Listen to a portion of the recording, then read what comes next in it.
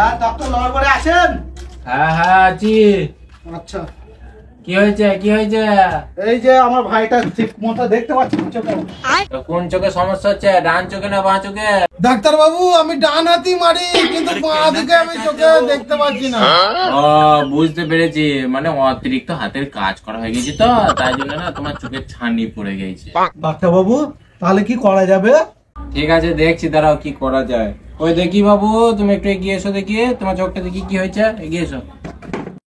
ওই দেখি দেখি, চোখটা চিরো, চোখটা চিরো চিরো। ওরে বাবা, এ তো চোখের শিরাগুলোতে রক্ত না, এ তো চোখের আইকিউ না, এ একদম শেষ হয়ে গেছে। একে অপারেশন ছাড়া কিছুই করা যাবে না, চোখের ছানি পড়ে গেছে। তাহলে ডাক্তার বাবু কবে কি করব? এ তোমার চোখের মাথা খেয়েই নিয়েছে, এ এক্ষুনি তাড়াহুড়ো করে যদি অপারেশন না করা হয়, এবার একটা নাচুদা হয়ে যাবে।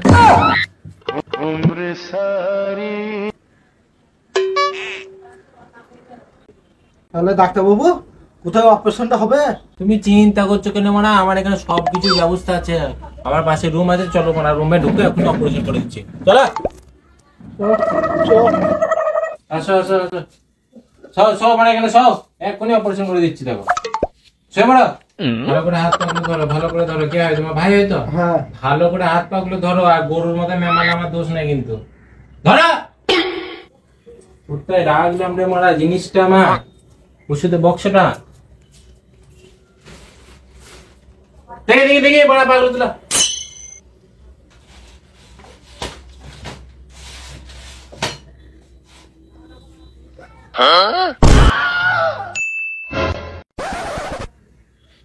এটা আবার কি রে মারা? এটা ইনজেকশন বে, বোকা চোদা দেখতে পাচ্ছি না। ভালো কথা দেখে আমি অপারেশন করব না, আমি চোখে দেখতে পাচ্ছি, আমি দেখতে পাচ্ছি। দিদি কোন পালি গেল সামনে।